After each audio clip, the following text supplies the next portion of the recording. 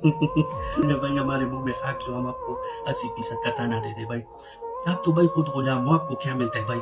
آپ تو ریٹائر ہو کے 5-6 لاکھ روپے مل جاتے ہیں آپ کو, اس پہ گھر بھی آپ نہیں بنا سکتے بھائی. آپ کسی مارکیٹ میں بینک میں داڑھی اور سر میں کلر لگا کے نوکری کرتے ہو بھائی, چوکیداری کرتے ہو بھائی. ہم تو ان لوگوں سے سوال کر رہے ہیں جو باہر جزیرے خریدتے ہیں, دبئی, سعودی, امریکہ, لندن, بیلجیم میں جزیرے خرید کر بھائی عیاشیاں کرتے ہیں, ان کے بچے عیاشیاں کرتے ہیں. آپ کے بچے تو بھائی آپ پرائیویٹ اسکول میں بھی نہیں بیچ سکتے بھائی. ہم آپ کے لیے بھی آواز اٹھا رہے ہیں.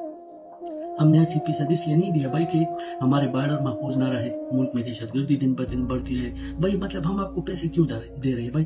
باہر ملکوں میں پولیس اور آرمی وغیرہ جتنے بھی سرکاری ملازم ہوتے وہ ان لوگوں کے نوکر ہوتے ہیں.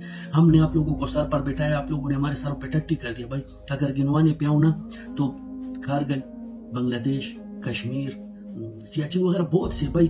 آج تک آرمی نے پاکستان کے لیے کیا کیا, پاکستانی عوام کے لیے ایسا کون سا کام کیا جو ہم سر اٹھا کے بول سکے کہ بھائی ہماری آرمی. اور اگر آپ پیار محبت کی بات کرو نا تو بے انتہا پیار کرتے ہیں ہم اپنے آرمی سے, لیکن آرمی بھی تو ہمارے لیے کچھ کرے نا. آرمی نے تو ہم کو آج تک رسوا کیا, ذلیل کیا, پاکستان کو مقروض کر دیا بھائی. کیا ملے ہم کو؟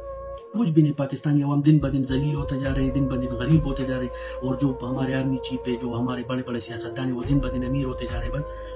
ہم آپ کے لیے بھی آواز اٹھا رہے ہیں اور اپنے لیے بھی اٹھا رہے ہیں کہ نوکر ہے, بارڈر پر رہے, سیاست میں کام نہ دے, عوام پاکستانی عوام کو کسی کام میں دخل اندازی نہ کرے, اپنے کام سے کام رکھے, اور انشاءاللہ ایک دن آئے گا جب آپ کو بھی اپنا حق ملے گا اور انشاءاللہ ہم کو بھی ملے گا.